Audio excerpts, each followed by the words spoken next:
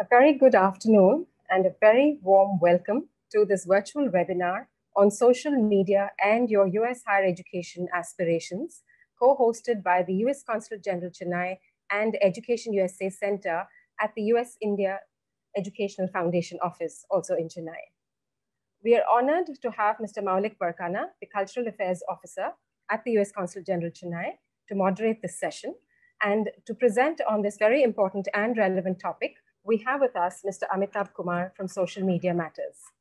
But before we move on to today's presentation, I would like to give you a short introduction to Education USA.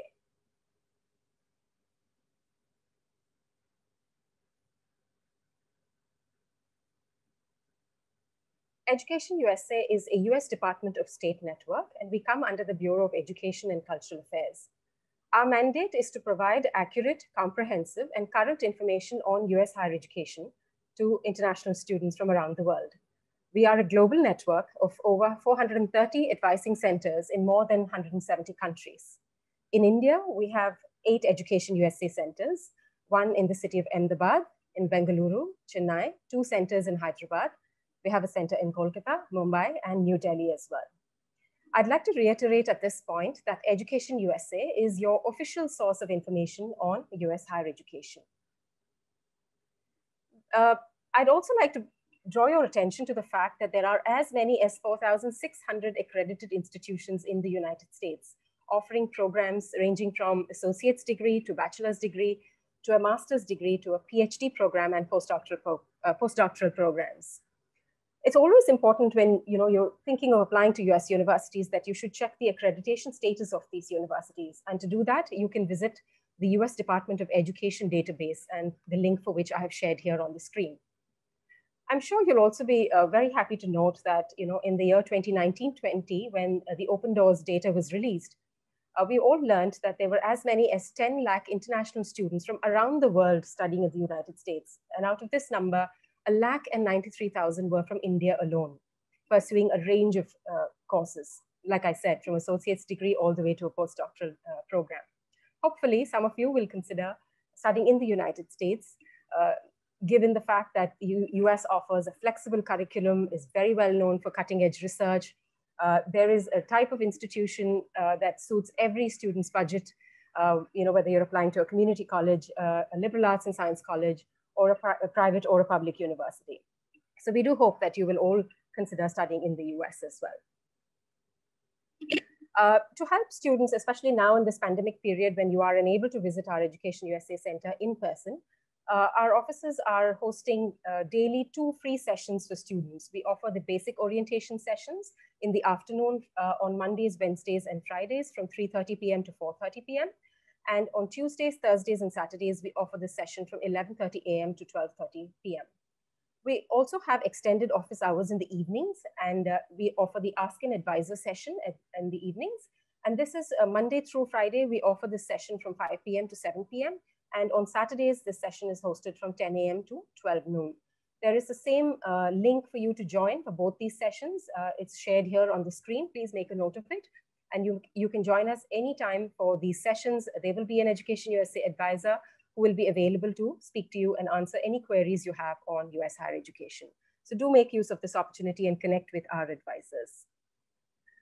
Finally, I'd just like to quickly give you some information about how you can reach us and also to connect with our virtual presence. We have 2 websites that I would encourage you to visit. One is the official Education USA website, which is educationusa.state.gov. We also have the US India Educational Foundation at usief.org.in website. Both these websites have a lot of information that will be of particular use to you. Please also consider downloading the Education USA India mobile app. It is free to download both on the Google App Store as well as the Apple or the both on the Android and the iStore as well. We have a very robust presence on social media. Please do visit the Education USA India YouTube channel. We have curated playlists for undergraduate and graduate education with a large number of videos that pretty much cover every step of the application process. And these videos are all free for students to watch. So please do visit our YouTube page. Kindly also follow us on Instagram, Facebook, and Twitter, where we post information about upcoming events, scholarships, student success stories, and so on. On all these platforms, on Instagram, Facebook, and Twitter, our handle is Education USA India, so please do look it up. If you are interested in being added to our database, then please use this Sign Me Up link, which is provided on the screen, and fill out that form and submit it, and we'll register you to our database, and you will start receiving updates from us. You can also visit our calendar of events to keep track of what's the upcoming events in the coming month or so. So do check our calendar of events, and also to look up the holidays, the upcoming holidays at our center, so that you don't reach out to us on a holiday. Just make sure you check our holiday list, which is also available on our calendar. You may reach us on a toll-free number at 1-800-103-1231. This is open from Monday through Friday from 10 a.m. to 5 p.m. Please note that on American holidays or some Indian holidays, this toll-free helpline may not be available. So make sure to check the holiday list on the calendar before you give us a call. If you are hoping to reach us at the Chennai Center, then do join us. Do call us. You send us a message on WhatsApp at 9500-84773. And you may also email us at chennai@educationusa.org. Right? So I'm the Education USA advisor here in Chennai, and my name is Aparna Chandrasekharan. I'm now honored to hand over the session to our Cultural Affairs Officer at the U.S. Consulate General Chennai, Mr. Maulik Pargana. Well, thanks, Aparna. Thank you for that introduction and setting the stage for today's program. As Aparna mentioned, I'm the Cultural Affairs Officer at the U.S. Consulate General in Chennai, and I hope this year will be a harbinger of hope and good health around the world. I wish all Indians a belated Republic Day, which was celebrated earlier this week. The U.S. Consulate General and the United States India Educational Foundation in Chennai have been featuring a series of virtual programs, especially since last March. And I'm delighted to welcome you all today to another in a series of those online programs. This afternoon's session is on the topic, social media and your U.S. higher education aspirations. The past decade has seen a boom of social media websites and their increasing popularity among school and college students. From the early starters, including Facebook, Messenger, YouTube, LinkedIn, and WhatsApp, to more recent ones, including Twitter, Instagram, Snapchat, TikTok, and the real newbies like Twitch, Mixer, and others. These many sites offer students access to information and an opportunity to connect and to collaborate with their peers around the world. Social media sites also offer students a platform to showcase their interests, talents, leadership skills, participation, and achievements in extracurricular and community service activities. In the context of U.S. higher education, a student's social media profile can complement their resume and application to U.S. universities. Students are increasingly using social media sites to research information about prospective universities, while on the other hand, university admissions committees are also checking students' social media footprint to analyze how well the student would fit into their campus community. Results from Kaplan Test Prep's 2019 College Admissions Officers Survey found that 36% of nearly 300 admissions officials polled visited applicants' social media profiles, including Facebook, Instagram, Twitter, and YouTube, to learn more about these prospective students. Of these, 38% say that what they found had a positive impact on the prospective student's admission, while on the flip side, 32% report that what they found had a negative impact. So students, be careful what you post. Students must be careful about their social media presence even after they are admitted to college, as according to a 2017 survey conducted by the American Association of Collegiate Registrars and Admission Officers, 52% of colleges who monitor social media continue to do so, to quote, to do so once an admission decision has been made. So even after a student is admitted, the universities are still following the students online to see what they're posting.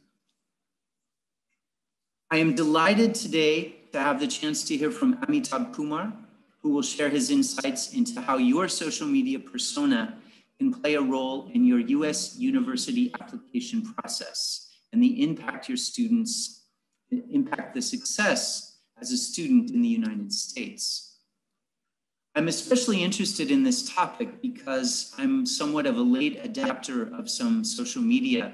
And of course, when I went to university now, decades ago, none of these sites existed. So I can understand for students in the contemporary context, there's a lot of influence and a lot is riding on their social media profiles. It is my pleasure to welcome our speaker, Amitabh Kumar, and I'll go ahead and introduce him now.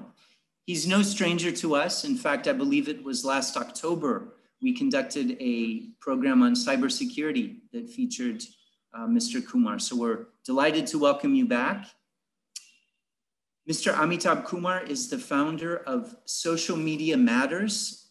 He is a cyber feminist and an activist for online safety and gender rights. He has studied microsystem techniques in Germany, but his core inclination remained toward activism for gender rights and online safety. The creator of social surfing and twee surfing, Kumar has extensively worked on resolving online safety issues with platforms including Facebook and Twitter. He acts as an advisor concerning online safety of the users. More than 500 workshops on online safety have been conducted in India under his leadership. His core expertise is in imparting trainings and leading discussions on digital parenting, mis- and disinformation, and online safety.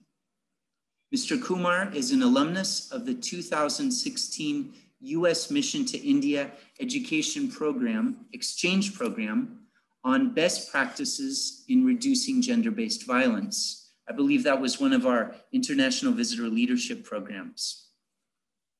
Before I invite Amitabh to begin speaking, I would like to remind viewers that this is an interactive session. I'm sure many of you are interested in this topic and would have questions for Mr. Kumar.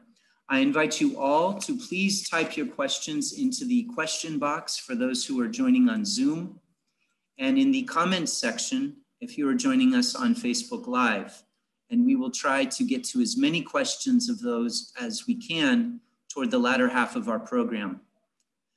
So now, Amitabh, I invite you to give your remarks. And once again, I extend a very warm welcome. Thank you for joining us today. Thank you, sir. And thanks for that lovely introduction. I will share my screen. And while you were talking about IVLP, it's so strange that the first time I ever visited the Facebook office and met their leadership and the team was during the IVLP visit. So it's a full circle coming back to with the American Embassy. So thank you for the opportunity. I'll just go ahead and share my screen. We are in the full screen mode. So welcome to all the students. We are talking about social media. We are talking about education with the US Embassy. The term social media and the platforms actually comes from the United States. This is where it all began in a way. So it is really good that we are able to have this conversation. A lot of you must be contemplating whether it is a distraction or an opportunity. Let's explore that. Starting off with a quote from one of my favorites, Mr. Martin Luther King Jr., where intelligence plus character, that is the goal of true education. So in that spirit, from a very, very positive person, I would put education in that format. So of course, so we were informed about the amazing universities in the United States. I still do the open courses offered by MIT because a lot of technical learning happens over there and they're completely for free. So here's a little bit of a plug-in for one of the websites. One of the amazing part about American universities, most of them, is that they have great websites and a lot of free content. So do visit them and do take it forward. A small introduction about social media matters. We are a group of feminist technology ninjas, as we call ourselves. So approaching technology from a perspective of equality and justice and positivity. That's pretty much what we are doing. And thankfully, we've got a lot of support from social media companies, from the Indian government, from many embassies like the American Embassy to do our work. Our core competence is in online safety and using social media for social change. And in that, we work with a lot of young people. So Mr. Birkin just told us about the workshops we have done. And all those 500 workshops, so now actually the number has gone up to 1,000, have been done in colleges across the country. So actually interacting with a lot of you and answering many questions about education, online safety is pretty much what we've been doing for the past few years. So just some data to highlight the importance of social media during admission. So 61% of admission officers and recruitment partners, they actually look into your social media profile. So Facebook, Twitter, Instagram, LinkedIn, all of these and many more become extremely important. And not only are they important for getting admission, because that's of course a very important hurdle, but going forward in your life, if you're going to the United States, many of your friends would like to connect with you online. And what you post, what you talk about, helps you form your community. Admission officers openly tell us that, this is the data from 2014. I'm pretty sure it has gone up to 70 to 80% when it comes to, 2021 and going forward. Plus, I will not just approach it from the fact, oh don't post something because your admission officer might pull it off. I would say post positivity, be proactive rather than reactive. And that is a practice which we encourage school kids as well as college students to have. When you're presenting yourself online, look into how can you add positivity rather than negativity and something which might lead to, problems further ahead. And when I say problems, I don't want to, put it under the rug like we do in India, that this is a negative thing. I would rather like to space it, let's say consumption of alcohol, tobacco, drugs, any illegal behavior. Keep it away from the online world. You don't need to project it. You are not adding value to it. Also, things we think are cool at the age of 18 might not be so cool 10 years down the line. And this is the bigger aspect or the question I would like to leave you and then go to the next slide is why? Why are you posting something online is extremely important. Think about it. Is it just in the rage or the happiness of the moment? Or are you thinking that if it goes online, it stays online forever? Because trust me, I've studied microsystem techniques. I'm on the safety advisory board of 8 large tech companies. Anything that goes online never goes away. Keeping that in mind, post things online. So the why is extremely important. Now, importance of social media. And when I say career, I'm looking at school and college as a space where you build your foundation for your career. Just like you choose what you want to study, this is where you choose how I want to be online. How do I want to be perceived? How do I want people to connect? Am I a professional? Am I a creative person? Or am I a nuisance maker? You can decide it right here. And knowing your choices is extremely important. And following your heart. A lot of people, after I say this, they're like, oh, so should we be in a particular way? No. You should be completely transparent and share your positivity. Leave out the negativity. That's all that I would suggest, or I have suggested people in the past, because it's a very, very positive place to expand your network. Let's say after this call, you connect with Maulik or myself or anybody else from the American Embassy, and we looked at your LinkedIn and we saw, okay, this person is really interested in social media, going to United States, and you ask us a question, you are probably getting a positive answer.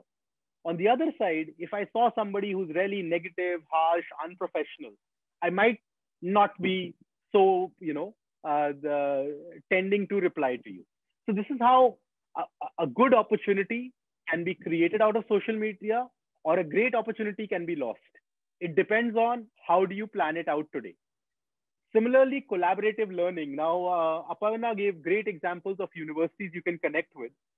I would suggest go to the social media of these universities. Check out their Facebook pages, the groups, the Twitter handles. You can connect with your seniors over there. You can actually collaborate in many manners. I studied abroad as well. Back then, social media had just started. And that's how we found our rooms. That's how we found our study group. And that's how we also found where the cool parties are. So a little away from education, but that was also extremely important. But more importantly than it is important to find, is my tribe present in this university?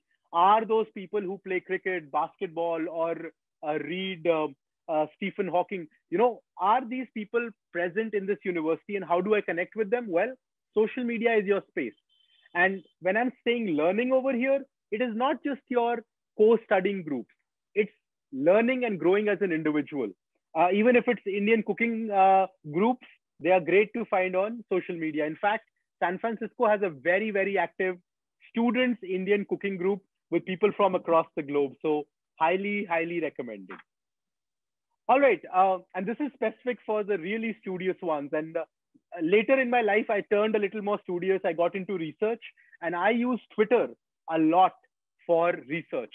And for all the researchers out there, Twitter is a great platform because it provides you open data for 30 days. There's an amazing link over here. Please copy it, or if you have questions, I'm sure this presentation will be available to you.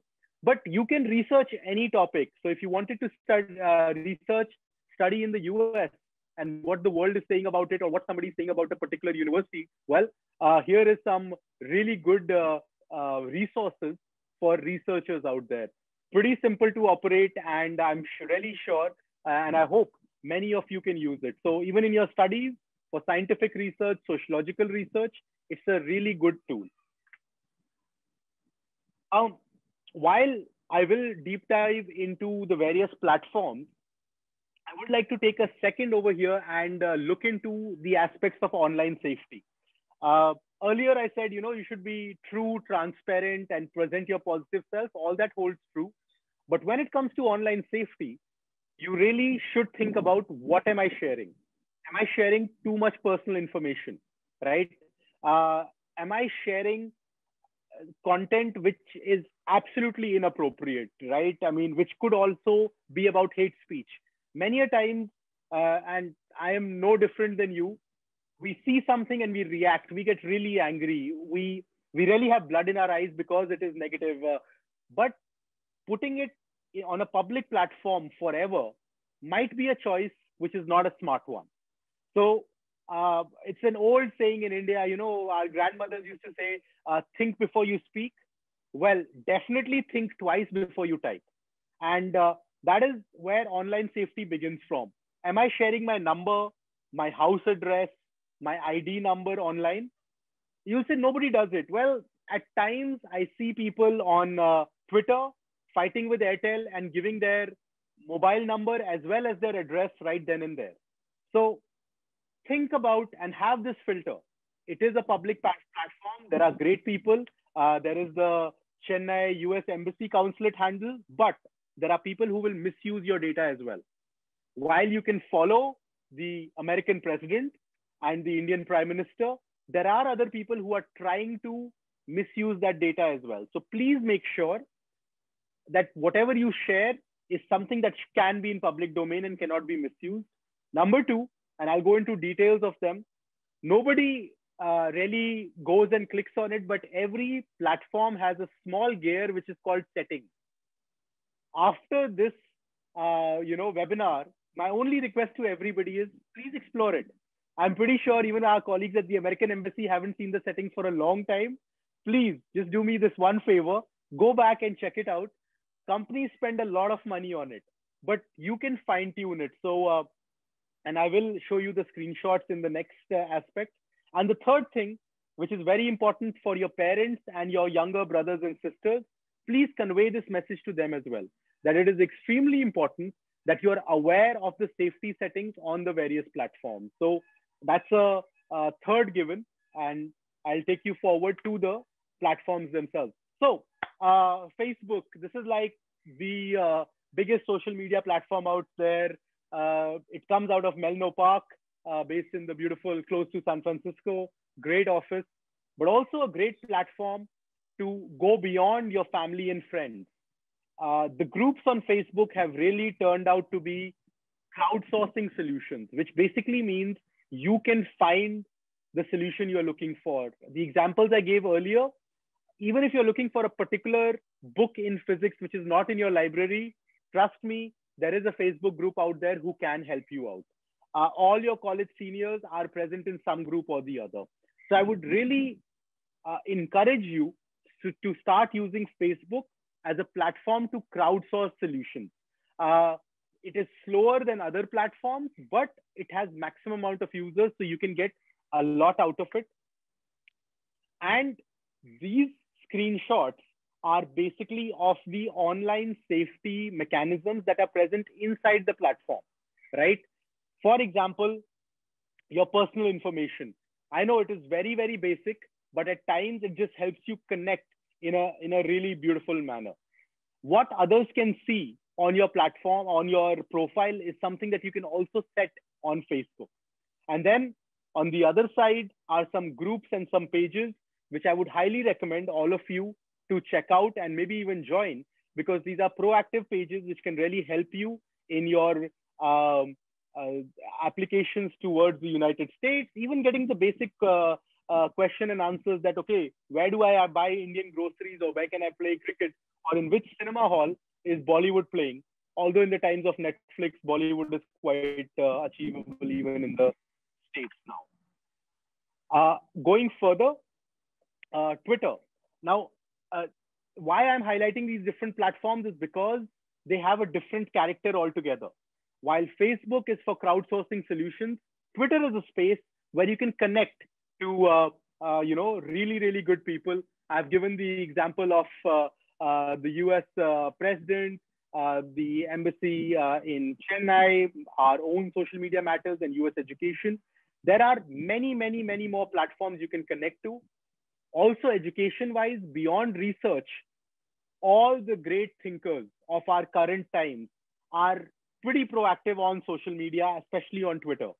Good place to follow them, plus get informed when it comes to news. So Twitter answers these three very, very specific needs of a young student. And just like Facebook, it also has some great online safety settings. My preferred one is privacy and safety, as well as content preferences. So I like to be informed about what's happening in the world of online safety, gaming, social media for social change, and all that I can set if I go to my content preferences spaces. Similarly, privacy and safety is exactly where you can see what data Twitter is storing and what data would you like Twitter not to store. So that is customizable as well. So everybody who's concerned about their data privacy, well, here's a good spot to understand how can we go about it. And now we come to LinkedIn. This, in my experience, is not so popular with college students, though I would suggest please visit it, because here is a space you can curate your professional life.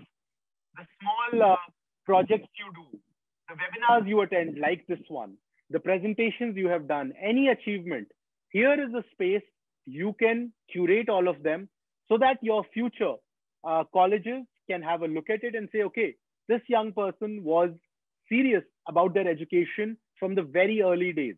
They attended webinars which were about education or about any other different subject. They have done presentations and got certification for an important point. So I would encourage all of you to go and visit LinkedIn and create a professional profile. Please make sure your picture is something which is extremely professional, pretty much like Maulik is dressed up right now and not like we usually do on other platforms. So that's like one LinkedIn tip I would like to give. Some of the great pages on LinkedIn to follow. As you can see, Education USA is everywhere. So if you are on social media, you can connect with them. And I would recommend it because webinars like these and what Aparna told you earlier, what are the hours to get counseling, which colleges to visit, which are the best one in a certain topic, you can find all that information at one place. With that, I would like to say with a pinch of salt, on the internet, there is a lot of unverified information as well. Lots of hacks, lots of quacks. Stay away from them. American Embassy is doing really good work in providing you verified information about your colleges. Please go through them in case of any information you want. And when it comes to unverified travel agencies and people who can get you admitted quickly in colleges, please stay away from them. Most of these are scams. So that is one part of social media I would like to highlight again and again. This little blue tick of verification is extremely important when it comes to anything to do with your education and career. So last but not the least, Instagram is something which is, not appreciated that much in education, but for all the artists, dancers, photographers, filmmakers, all you creative people out there, this is your catalog. This is what you present as a project. It is a very, very creative space. There are some amazing young people expressing themselves over there. And please do not hesitate and think, okay, LinkedIn is too boring for me. I'm an artist. Well, here's a platform which you can explore and really present your work out there. Plus, for a lot of people, this is your visiting card. So anytime you are going and you are in an interview and somebody asks about what work you have done creatively, well, your Instagram link has it all in one place. So curate it beautifully. And I really hope you use the platform to its maximum potential. Okay. And Instagram as well, coming from the same family of Facebook, has a very, very customizable dashboard on which you can activate things like two-factor authentication, which makes sure you are doing something safe and sound. There is no hacker over there. And you can also access and download the data you are receiving and which Instagram is saving online. Okay, so just before I jump to my last slide, I'm just leaving this one right here for you to take a screenshot, and I'll stop sharing my slide now. Basically, any questions and queries you have about online safety, anytime, please feel free to reach out to us.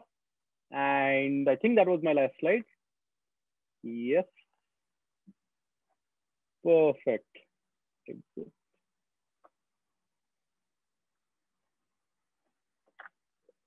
Stop share.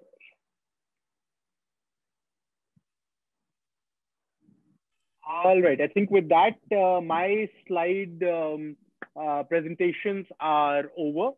And I was wondering, because I already started getting some questions from various people regarding where are all the opportunities of PhD, what are the prospects of doing master's degree in the field of aviation in the US. So I think these are extremely specific questions to the education department, and happy if somebody else would like to take it up and we proceed forward. Sure, Amitabh. Well, first, thank you very much for that very interesting presentation. I learned a lot, and I'm sure that our viewers did as well. I picked up a few points on social media impact and the presence and the relevance to the higher education process, not only the application process, but once a student is finally admitted. And, you know, just to some things that stood out for me. First, I loved your quotation by Martin Luther King Jr. He's one of my favorites also. And of course, his birthday is celebrated every January, the third Monday of every January. And we always commemorate that at the consulate. And you said that, you know, you quoted Martin Luther King Jr. by saying that the true purpose of education is to combine intelligence and character. And I think that's a great quote. That really sets the stage. Some other things that you said, Amitabh, really struck me, you know, to be positive. Don't be fearful about posting online, but be positive. You also encouraged us to think about why we post online, you know, and not to get caught up in the moment, either reacting or to do something, you know, that age 18 that we might regret at age 28.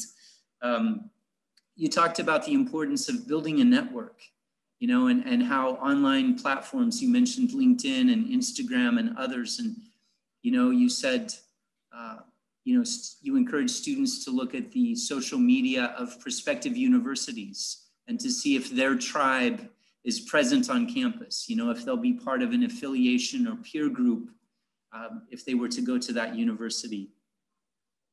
I also liked how you counseled us about deciding your online profile and the persona. You talked about the possibility to research on Twitter. And then you gave some really important safety tips. You know, you talked about not oversharing information, especially things like our phone numbers or our addresses. And you reminded us about the importance of settings, in particular safety settings for different websites. And you're right, you know, when those terms and agreements come up, I just click the box or just say yes and keep clicking. I never read that long, you know, that long preamble. So it's probably good to do that though. You're right, Amitabh, we got a few questions related specifically to higher education, and our Education USA colleagues are fielding those. Let me just say though, just at the top, some people were asking about our status in terms of visa appointments and things like that. So I'd just like to read some guidance here to all the viewers who are interested in you know, visa appointments. We continue to provide American citizen services and limited visa services for emergency and mission critical travel, including for students as health and safety conditions permit. We have also begun to expand appointments for work and business visa travelers. Okay, so this is information from our consular section at the U.S. Consulate General in Chennai. You know, the latest information, not surprisingly, is on our website. So I would encourage all of you who are interested in issues of, say, getting a visa appointment. You can book an appointment online. You just need to visit our website and, you know, schedule an appointment as per the availability. But, you know, just to emphasize, we are open on a limited capacity for handling visa interviews. In terms of our American Center Library and the Office of the U.S.-India Educational Foundation, which are both co-located in the consulate building in Chennai. We have been closed to the public since March, but we look forward to reopening as soon as possible. We're looking into both health guidelines from the US government, as well as from the Indian federal government and the state government of Tamil Nadu. And it's certainly our intent to reopen as soon as it's safe to do so. But we don't want to rush things. We want to, you know, take the appropriate steps and make sure that we're opening in a way that's safe for all of our patrons and visitors. So again, please, please do keep looking at our website for the latest information. Okay, turning to a question now, Amitabh, this is for you. How can we use social media / online presence to our advantage in the admissions process? That's from Pramod Arun. So over to you, Amitabh. Thank you for that question. See, what are colleges looking into, or what are universities looking into? They are looking into some great ambassadors for who they are. Students who will go ahead and build their legacy. They will really contribute positively. And they're not looking for troublemakers. So when I look into a profile of a student who's coming to study poetry, let's say, and I'm seeing that this person has been writing poetry, reading about it, sharing about it, and is really, really uh, involved in it in a positive manner. The aspect of positivity and compassion is coming through their profile. I would be extremely interested in having them over. So, what you are trying to achieve, uh, if you can show the preparation of it in any manner. I mean, you are a young school student, most probably. So, of course, you haven't won any great awards or been published in the newspapers. But in your own little space, you have shown the interest to be here. And it is not only by default or through some misguided space that you have filled in an application and you want to get in here. So point number one, are you a positive ambassador of the subject and the university you're going to join into? And point number two, are you going to be a positive influence? Or are you going to get into fights? Are your comments filled with four-letter words and negativity? Or are you somebody who indulges in positive discussion online? Which are the groups that you have joined? Are you a part of poetry groups? Are you following the famous poets of this time? So your online presence, is it in the line and direction that you are applying for, the education that you want to get?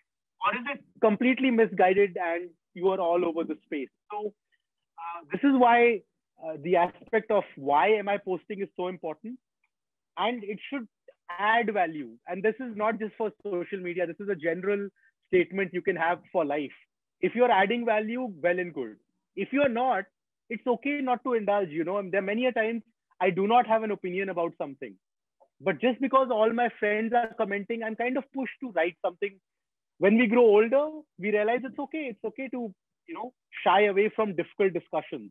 There is something complex happening in my country, or there's something complex happening in the United States. I'm not well informed. I could stay away. Or am I going to add something positive? So keeping these two aspects, become a positive ambassador for the subject you want to study, for the university you want to go into, as well as make sure that you stay away from negativity. These would be my two inputs to build your online. Well, thanks, Amitabh. I think that's an excellent answer. I would like to, we have a follow-on question somewhat related to that, and that is, there's the recognition that, the online presence is really important, but would you say, Amitabh, that, someone from a distance, someone from the United States who's, say, a college official making a decision about an admission process, there has to be the recognition that a student is more than just their social media profile, right? So that's one factor among many, but when students are applying to universities, there's a personal statement, there's an academic transcript of their previous study. So I think the social media aspect is important, but it's also important to remember that that's just one factor among many, correct? Because I think universities are looking at a holistic view of students, and their online profile is just one factor among many. Do you have anything to say on that one? Oh, totally. I mean, the US university application process is extremely extensive. I remember writing the essays back in the day, and I'm sure they are equally important. And one of the greatest counseling I ever got, and I think it was from MIT, was that be honest. I know it is, you want to sell so many things about yourself that, I'm the next Einstein. I really want to get into this university.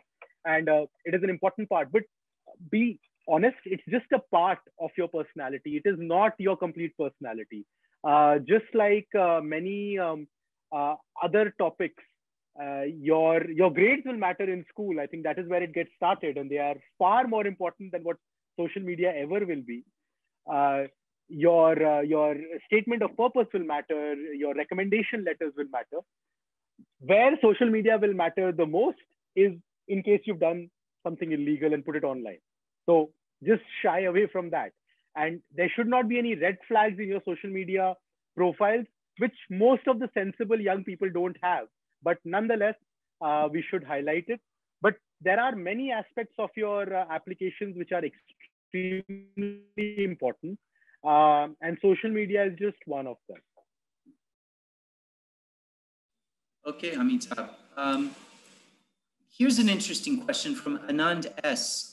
Suppose if we're not present on any social media platforms, will that affect our university admission if we're not present on social media?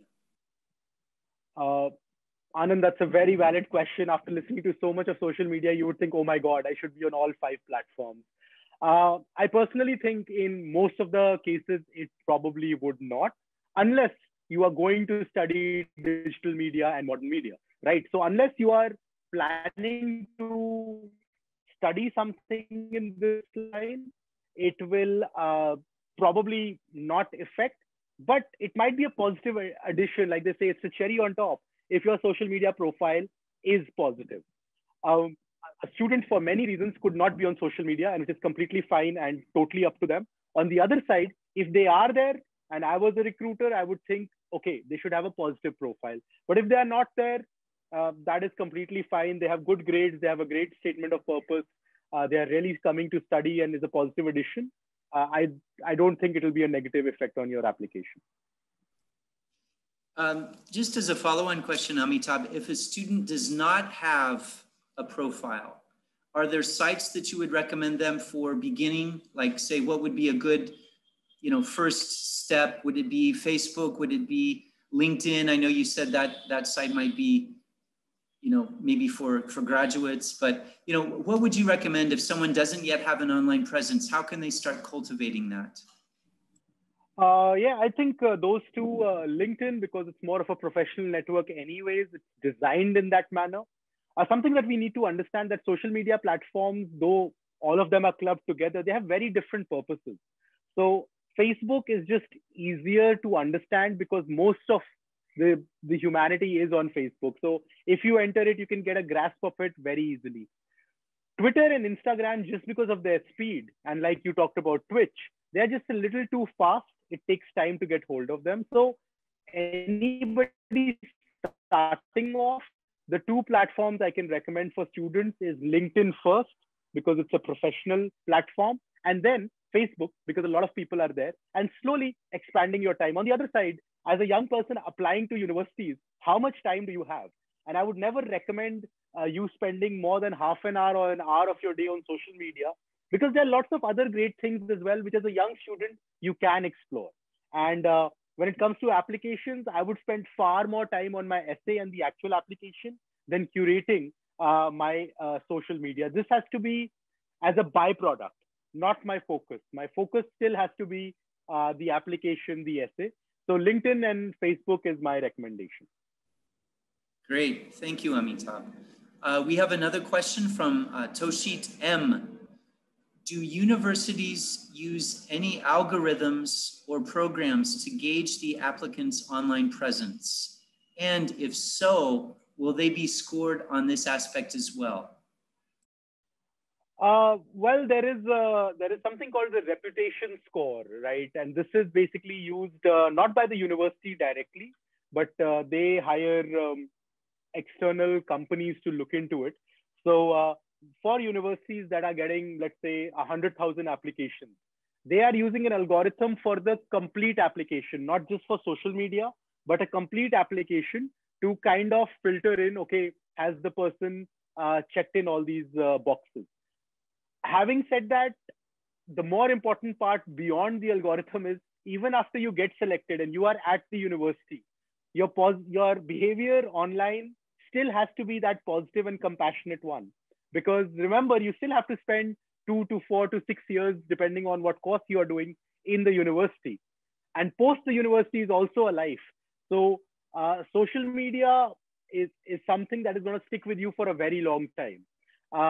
So yeah, they are using something which is called a reputation calculator, and there are different agencies and different universities using different ones, but it is used to filter out all the applications and each and every aspect of the application, not just the social media application. Well, that's very interesting, Amitabh. And I admit I have never checked my reputation score online. You know, how does that work? I mean, do you what site is that, or how does that work? I mean, does somebody have to go to a site to register, and then people can, you know, give their views on that, or how is there a specific site, or is it a composite of sites? How does this online reputation score work?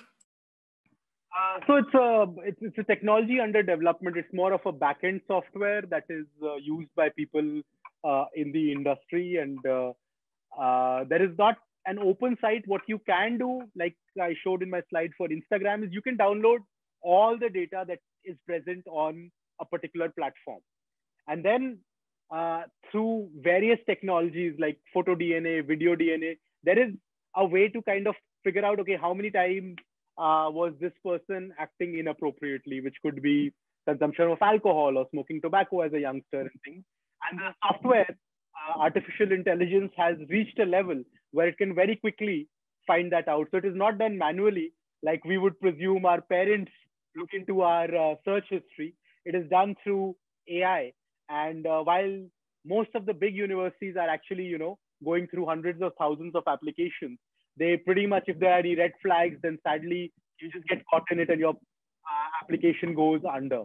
So different companies use different reputation softwares to figure out what this person has been up to online. Because a lot of people, what they do is that they change their name slightly online, and they think, oh, they will not be caught. But photo DNA and video DNA is so advanced that if your picture is anywhere in the public domain, it can be found within a matter of seconds. All right. Well, so Toshit has a follow-on question. Do the posts I view and like also affect my online presence, even though I don't share them? So in other words, if I give something a thumbs up that I like it, will that also factor in to my, let's say, my online reputation, even if I'm not generating these posts originally? Oh, certainly. See, I mean, the notifications of Facebook and what you have liked, unless you have made it completely private, is available to everybody. So finding out if you're a fan of Indian cricket team or Australian cricket team is really simple. And similarly, what sort of ideology you are supporting, what sort of groups are you supporting, can be seen within a matter of seconds. So when it comes to doing activity online, anything you feel is problematic, my simple advice to young people is just don't do it.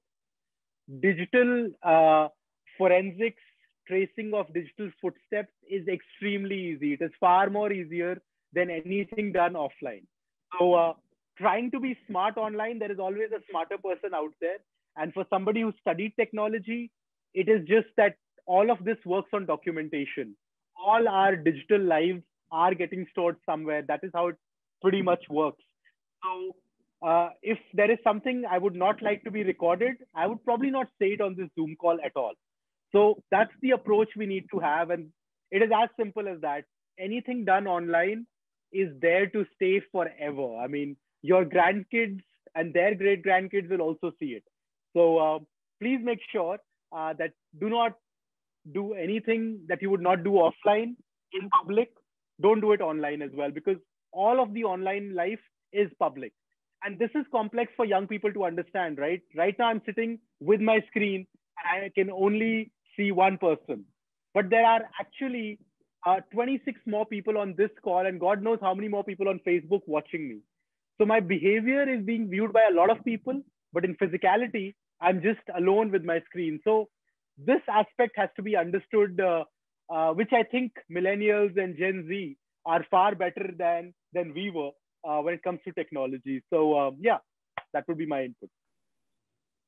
Well, thank you, Amitabh. And we have quite a few questions coming in now. I want to ask this one, even though it's a bit out of chronological order, but it relates to the the point you just made.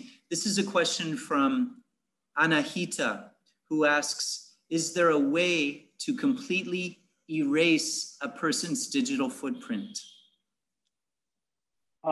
Yes, there is. The basic ones are quite simple. When you leave social media platforms after 30 to 90 days, they have removed most of your data. But there are also professional services.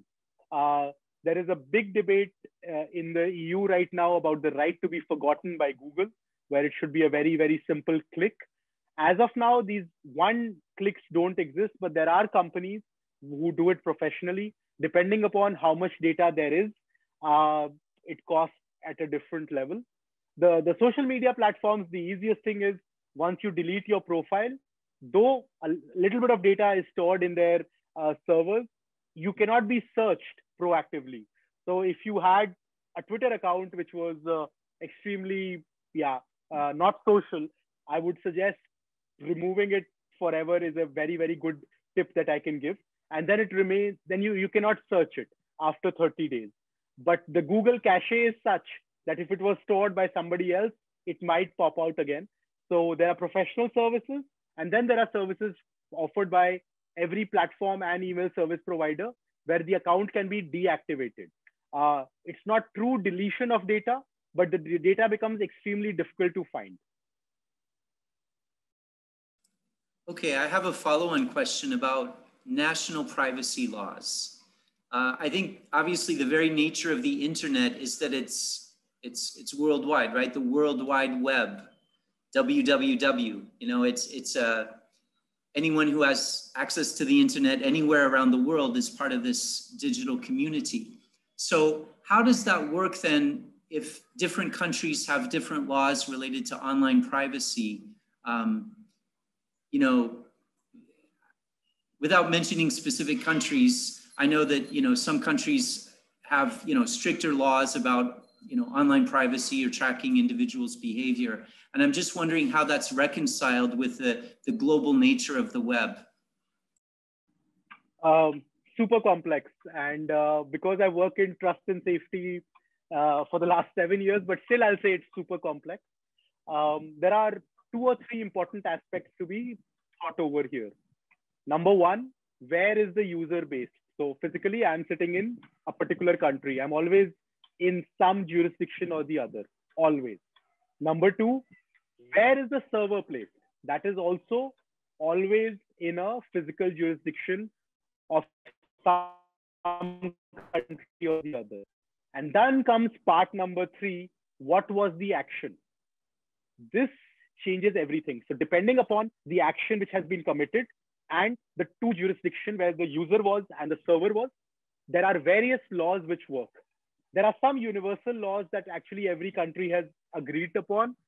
There is one on child pornography, which is the CSAM law. It is quite clear, very, very little debate, barring probably the Philippines where it's a little complex, but globally we are in agreement.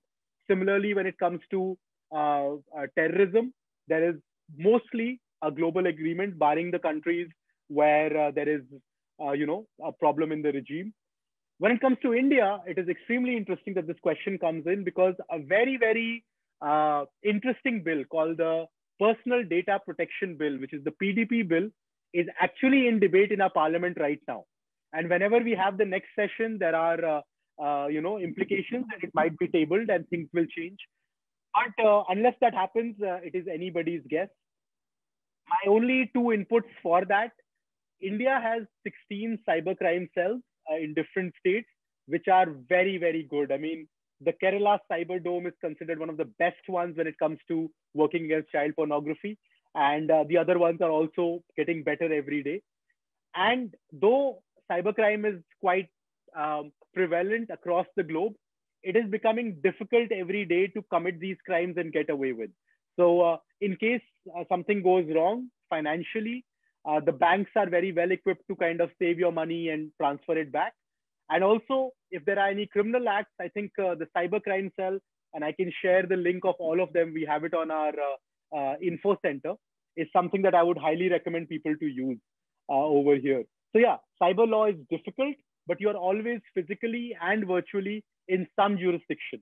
And accordingly, the law plays an act if you reach out to the courts or the police. How would you position yourself on the debate between freedom of expression online and the right to privacy?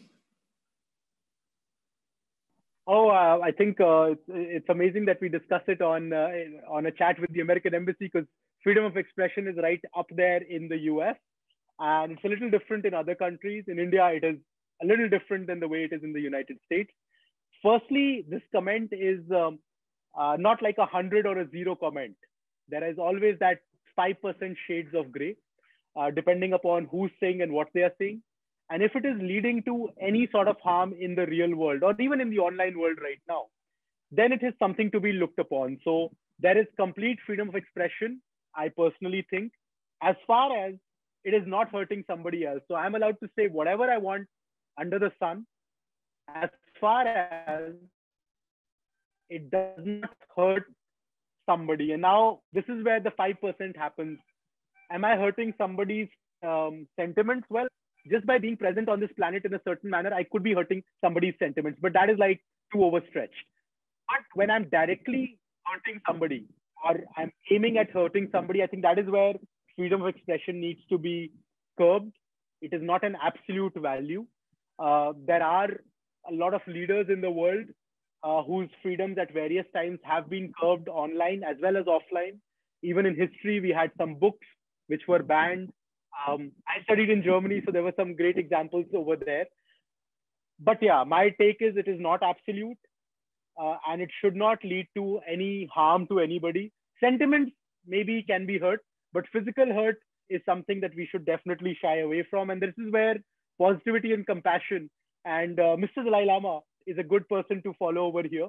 That, how much empathy are you bringing across the table is far more important than logic and rationale. I would stick to that. Thank you, Amitabh. That's a great answer. Let's go back to some questions from our viewers.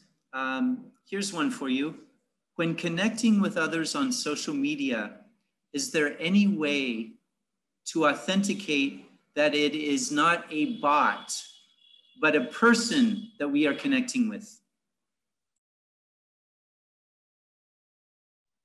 Definitely. I mean, there are a certain giveaways to bots and people. The first one, which we always do in our school workshops, is, do you know this person in real life? This is like the easiest check. This person exists. I have met them in my school or college. Very simple. Number two, bots are trained in a very specific language. They are a computer. They only know about a certain topic. So, for example, another dating platform called Tinder is very popular with young people. And in Tinder, you can only talk about certain topics. If you were to ask that person anything away from dating world, India versus Australia, or Michael Jordan in basketball back in the day, the bot would probably get gamed and not give you a proper reply. But coming back, the bots are getting better. AI is coming in. They are as good as natural language. We work on a lot of AI to actually detect abuse and crime. So it is getting better by the day. The only check remains is, do I know this person in real life? Or if it's a personality, then many platforms have started verifying them. So Twitter, Facebook, LinkedIn, all of them have started this verification process where you see a wonderful blue tick behind the person. And last but not the least, a sixth sense or a gut feeling, which all us humans have, is like, if you are thinking that this thing is wrong online, it probably is. So never forget that gut feeling. And in our workshops, we always give this example. If it is too good to be true offline, it probably is too good to be true online as well. No matter how much I like it, Michael Jordan is not going to probably follow me on Twitter. Or, the president of the United States is, even if there's the picture of that person and a Twitter handle close to POTUS, but spelled a little differently, they are probably not interacting with me or offering me $1 billion to come to the United States. So the general common sense always prevails, and please go by it. and do not get trapped in many of the scams which are out there. There's a Kenyan king who keeps on sending me millions of dollars every 2 weeks, but I have never, followed up with him. So I would give that same advice to everybody forward as well. Well, that's great. You know, it's increasingly my experience that several times a day lately, I have to prove that I'm not a robot. And, so far it's worked, but, it seems to be increasingly, like just to log into my online banking, for example, I'm really having to prove I'm not a robot every time. Let's pursue that line of questioning a little bit. I mean, this goes back to your activism, Amitabh, about online safety, and maybe you can enlighten our viewers and me certainly. Why do bots exist? I mean, I can come up with some ideas, but like, what are the motivations of bots? I think that might be interesting for our viewers just to know a little bit more about that. Like, when would an online user encounter them? Like, what would be the typical contexts? I mean, bots are not just negative. So, for example, there is a great, bot on Twitter. I think it's called Breathe, which gives you the AQI of a particular city. You say Chennai, Breathe, it will give you the AQI of that place. Now, that's a beautiful bot. I will get to know about the air quality in my area, in my city right away. Similarly, a lot of bots are for customer care, just for filtering people out. So they are an invention which happened in the pursuit of getting better service through artificial intelligence. That's how they came about. But they are great for business. I mean, a bot could be chatting with 1 million people at a given time. So for example, a lot of the visa questions that American embassy gets, they are exactly the same. Me, my wife, my father will ask you exactly the same question. Is the embassy open? What time is it open? Those FAQs, I think, for a visa officer, and I remember back in the day, because I started traveling when I was really young, there used to be a person who used to answer these questions. And they used to tell us, because we were studying computer science, can a bot do this? And now the answer is, well, yes, they can do a lot. So this is where they are good. They become bad when they are being used for hacking. So Einstein said this beautiful thing, that technology does not have morals. It's the user behind them. And that is exactly what bots are. They can be used very well for emergency services, whereas they can be used for hacking. So like you just gave the example of banking. 5 years ago, you just needed a username and a password and you could log into your website, your bank website. Now a bot can test out roughly 5 million combinations within a millisecond. That's how quick they are. And that is where they become so good for hackers. So there is this constant battle between technology and safety which goes on. And bots are great for a few users, but they are kind of not the best when it comes to misuse of it. So more than bots, we need to look into the creators and the laws, which are really important. So in our activism life, what we focus upon is creating better laws and better law enforcement agencies to make sure all the citizens of a given country are safe. So that's the approach we need to take. Blocking technology is sadly not something which can be done in the world of the internet and the cyber age we are in. Okay, Amitabh, I guess I'll just have to resign myself to continuing to prove that I'm not a robot.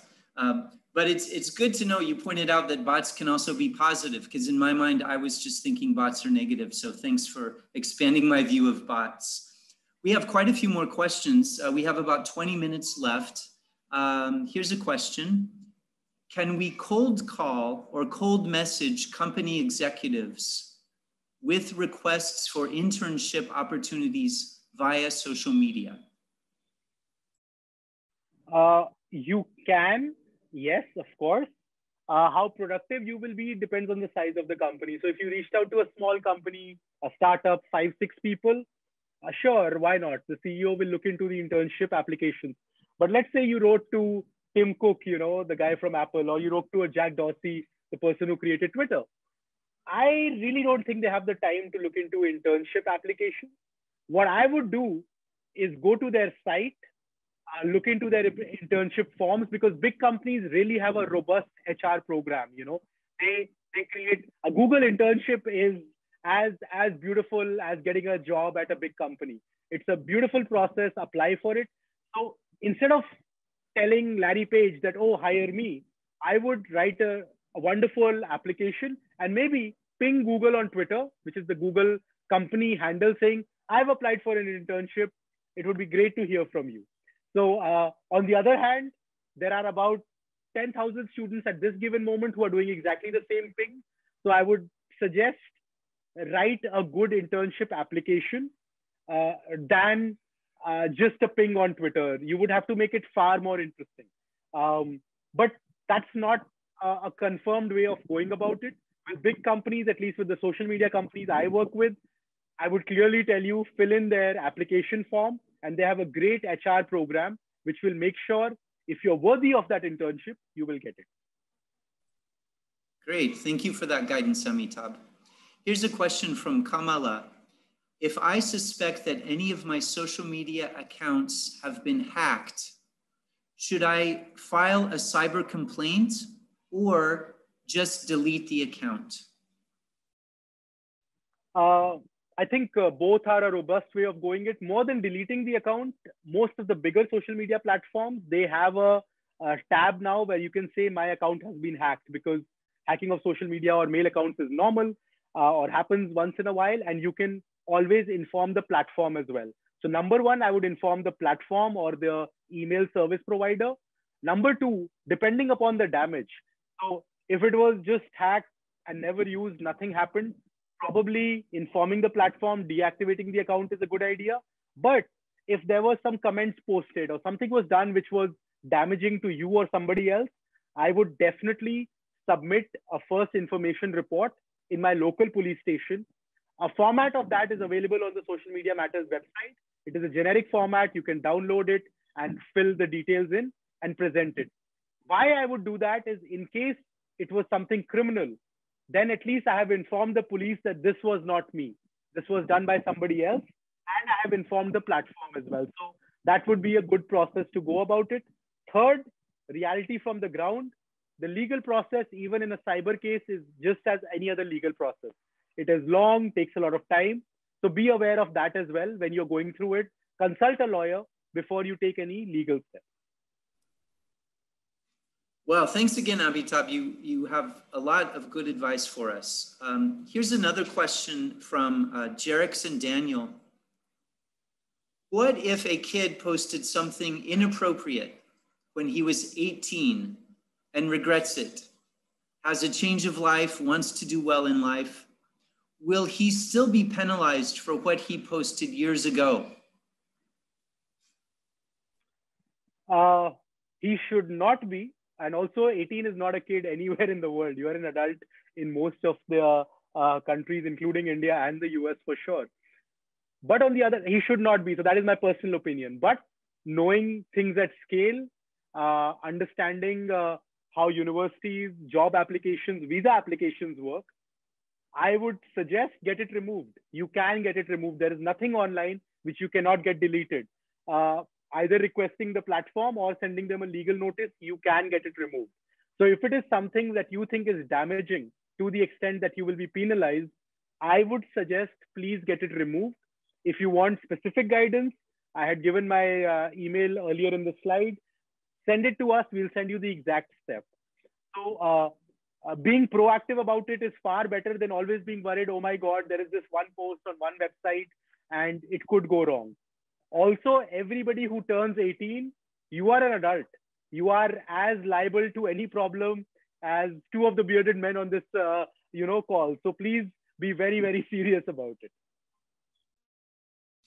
Thanks, Amitabh. That's a good reminder. Yeah, at 18, whether you're ready or not, you're considered an adult. I think this is a really interesting question from Narayan. Can a person merge their professional Facebook page and their personal Facebook page and retain one to avoid managing two pages? So it's that public versus private issue. Totally. I think this is somebody who's really popular or managing somebody popular, because it's a very specific question. And thankfully, I know the answer of it. If you have reached 5,000 friends limit, you can turn your page into a public person's page, because Facebook has this limit of 5,000 friends. If you have reached it, you can turn it into a page. The other way is not possible. So if you had a page with 1 or 10,000 followers or likes, you could not turn it into a personal page. So personal to professional works, where you have one page. So all the major leaders, all the prominent pop artists, cricketers, they have this professional page, which is a public figure page. So that can totally happen. It happens in your settings. You need to go into the advanced space, and you will find how to turn your personal profile into a professional page. It could also be a business page. So let's say you run a restaurant and you had opened a profile, but you want to turn it into a business page. It is completely possible on the platform. All right, Amitabh, let me ask a follow-on question to that. First, how common is it for users to maintain, separate accounts for personal use as professional use?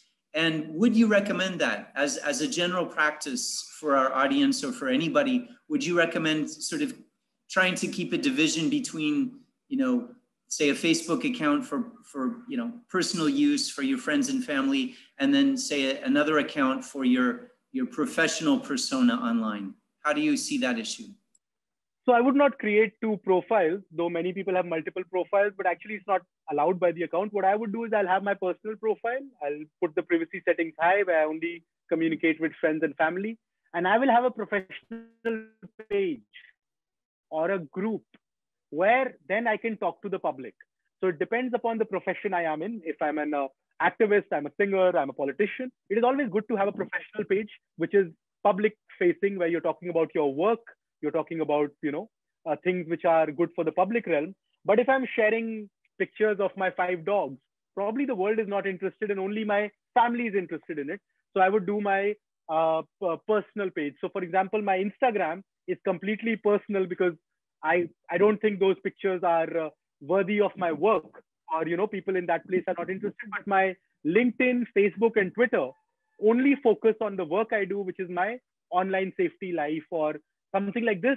I would be posting everywhere because I'm proud of it. But if it was like I said, I've got 5 dogs, those pictures are limited to my Instagram, and only my family and friends get to see them again and again. Okay, here is a question. Let's see here. This is a question about LinkedIn from Aditya. How can I use a platform like LinkedIn to connect with mentors in my field of study? Great question. I mean, it's such an amazing platform, because I remember when I was just finishing my education, LinkedIn had just started, and I'm connected to all my professors just because of this platform. So if there is somebody who you really idealize in your professional life, and this could be a professor, a startup CEO, or just a senior from college, it's a great place to connect. Also, many people like myself, if you would reach out, if you would ping me a question about social media or online safety, I would love to answer it. So build a relationship first and then connect, because people are like always trying to connect and come into your network. The why has to be very clear. If this is a young entrepreneur starting their business, or a student who wants to study social media and has a question, I would love to answer it. And I would also love to know what happened to that answer, where did they go? So connect with your mentors or people you think you inspire to be on LinkedIn. The easiest way is send them a professional question. And and this is another advice to everybody else, if you don't have a professional question to ask, wait till it comes to you, right? Just don't send anything. Hi, I am from Delhi, you are from Delhi, let's connect. That's not happening on LinkedIn. So it is better to have something concrete, and it will come your way. All of you are young. Everybody or in fact, all of us, we are still extremely young in our lives, lots to learn. So wait for that moment where you think, okay, this is a question that a US embassy ambassador would like to answer. And then ask them that question. Don't ask, is your favorite color blue or green, or do you like chapati or dosa? That's not a space for LinkedIn. So that would be my advice. Thank you, Amitabh. We have a question from Devika, who asks, how can social media be used better in education, classrooms, and projects? Oh, Devika, that's a great question. And actually, the last 8 months, if something has improved in India, it is online education. Teachers have gotten so innovative, it is unbelievable. I mean, there are private Instagram handles which are dedicated only to one classroom and one subject. So they are just talking about history of grade 2 over there. Or Facebook groups are being used by, again, classrooms and schools in a way to create virtual classrooms.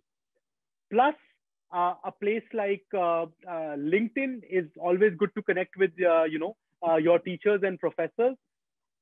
There is also this private Twitter handle where only people you allow can follow you. And then that is a whole chat which a class is having about geography. So it is basically you need to approach the platform as a free tech tool, right? I mean, if you had to do a call on Zoom, it will disconnect after 45 minutes if it wasn't a paid account. The same thing on Facebook can go on forever because the groups are for free. So this platform is being utilized by many, many teachers in an innovative manner. Similarly, Google also has a whole aspect of Google Classroom where you can put in your questionnaire, your lectures, you can record them. YouTube is a great tool for it. So the tech is there. It is only about our creativity. So depending upon the task you want to do, there is a platform out there completely free. All that you need is your internet connection and maybe your phone to record videos or take pictures, and you can get very creative. Right here in Goa, where I am, most of the rural kids are studying online. So there are WhatsApp groups which are being used to send assignments and lectures of teachers, and all of them are studying at home. So a lot of innovation is happening in this space. Okay, Amitabh, I have a question that's maybe a little bit off topic, but I think it's important, especially for young people, and it's something I think about with two young sons. And this is sort of the self-esteem aspect. You mentioned a moment ago a site that allows up to 5,000 friends. And my impression as a somewhat older observer, my impression is people put a lot of stake, a lot of importance into their online presence and how they're received, if they get thumbs up or likes, or if people respond to them. And would you have any advice to our viewers about how they can cope with sort of the downside, if they don't have 5,000 friends, or if they're not getting the kind of positive feedback that they were hoping for from some posts? How do you, that kind of mental resilience, what would you say about that? Yeah, I think one of my favorite authors and historians, Noah Harari, comes into mind over here. And a book recommended to everybody. It's called Sapiens. Please read it. It is a beautiful book. And over here, the mental health implications of getting likes and hearts and shares, you feel good about it. And when you don't get, you feel bad about it. The good part, which I really like about millennials, is they see through it far better than we could. Because a like is far more closer to them than to us, because a like online is very different than actually meeting somebody in a party and saying, okay, you're wearing a really good suit, which I think you and I are far more used to, that we were appreciated maybe once a month. Now here's a generation which is appreciated once a minute, and they are kind of getting used to it.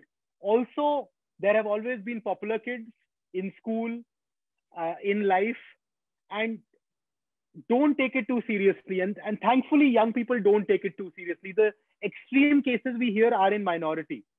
They do understand that everybody does not own a Lamborghini or have a posh big mansion or this ripped body like Brad Pitt. They understand it very well. They understand Photoshop better than us.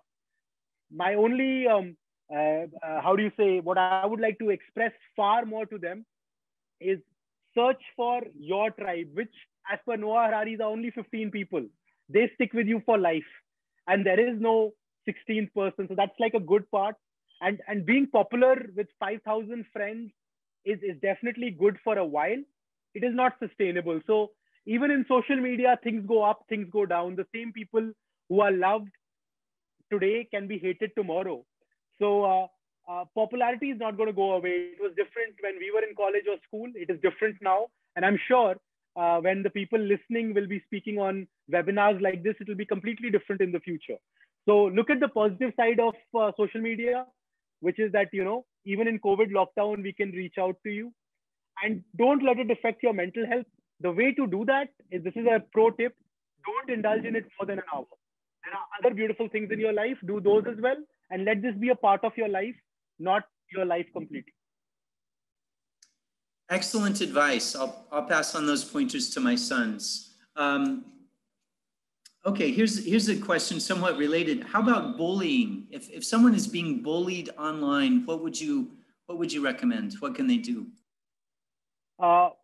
Well, there are two aspects to bullying: the person getting bullied and the everybody else who's watching. So this is for everybody else who's watching. Take a stand, support them. And the person being bullied, most of the platforms have the reporting mechanism. Use it. If you are in school and really young, talk to your teacher and your parents right away. Because maybe it's a comment, it hits you very deeply, and we know it. We are counselors about this topic. Please report it right away. And everybody who's online being a bystander, support the person. If you can't do it directly for some reason, do it in DMs, but support them. So reporting and supporting are my two very quick inputs on cyberbullying. Great, Amitabh. Maybe one last question to take our conversation full circle. You started your presentation by, obviously highlighting the benefits and perhaps some of the pitfalls, but mostly the benefits. I really appreciated your presentation, how you focused on the positive. But this is one last question. Should a student draw attention to their social media profiles and share the links of their social media pages when they're submitting applications to US universities or applying for internships? In other words, at the beginning, we talked about the possibility that universities may investigate these students or check out their online profile. But is this something students should be proactively highlighting and sharing with universities from the beginning? Oh, totally. If you've curated your social media profile over years, and it could be even 1 year, and you think this is a positive space where my achievements are there, please show it, please highlight it, please tell them. It's also a way of transparency that, okay, this young student had their LinkedIn set at the age of 18. Well, why not? Please share it.